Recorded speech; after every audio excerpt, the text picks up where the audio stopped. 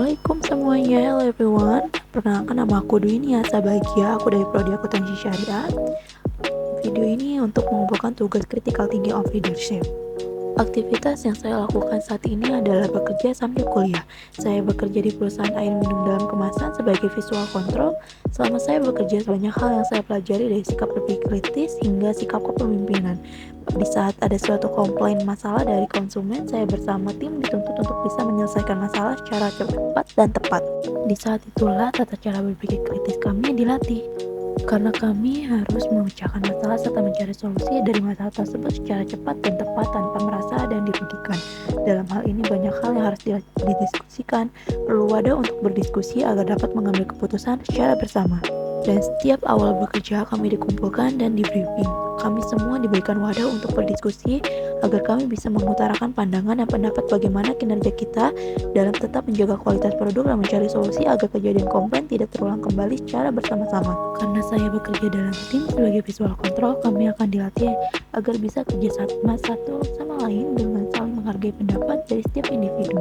Selain aktivitas bekerja, hal lain yang dapat meningkatkan berpikir kritis dan jiwa kepemimpinan adalah aktivitas kuliah, di mana saya dituntut untuk bisa bertanggung jawab untuk mengambil keputusan dalam mengatur jam antara jam kerja dan jam kuliah. Dalam hal ini, saya memahami bahwa harus mempunyai skala prioritas di mana ketika jadwal kerja dan kuliah yang bertabrakan. Dalam hal ini juga saya harus bisa mengambil keputusan mana yang harus didahulukan. Selain hal-hal tadi, saya di keluarga terlihat sebagai wanita yang cukup dewasa, yang dimana jika ada suatu permasalahan, saya diminta untuk mengutarakan pandangan dan pendapat serta membantu mencari solusi dari masalah tersebut. Dan dengan adanya ilmu yang saya dapatkan di bidang pekerjaan saya, cukup untuk bisa berguna di lingkungan. Karena saya bekerja di bidang visual control, saya menjadi paham bagaimana alur air minum yang selama ini kita minum dan kualitas dari produk tersebut. Setiap orang mempunyai sosok inspirasi dalam hidupnya. Banyak hal yang dapat menginspirasi saya, salah satunya dengan melihat tata cara orang lain menyelesaikan suatu masalah. Dan ini adalah salah satu orang yang menginspirasi saya, adalah rekan saya sendiri. Saya sempat mewawancarainya sebagai berikut.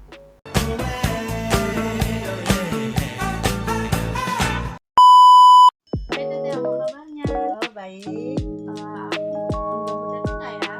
Dan aku mau nanya nih, bisa nggak sih Teteh ceritakan pengalaman dalam menyelesaikan suatu masalah yang kompleks dan bagaimana Teteh menghadapi situasi tersebut? saya pernah ditugaskan untuk mengembangkan produk baru dengan persyaratan yang ketat dan waktu yang terbatas. Saya mengatasi tantangan tersebut dengan mengumpulkan informasi, berdiskusi dengan tim, mengembangkan rencana kerja, berkomunikasi secara terbuka, dan mencari solusi yang kreatif. Oh, seperti itu ya Teteh. Ya, Aku boleh nanya satu lagi? boleh.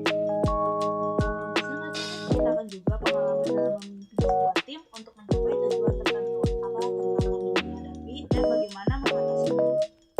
Saya pernah memimpin tim untuk meningkatkan kualitas produk saya, mengatasi tantangan perbedaan pendapat dan kurangnya sumber daya dengan pembangunan kepercayaan, menetapkan tujuan yang jelas, mendorong komunikasi dan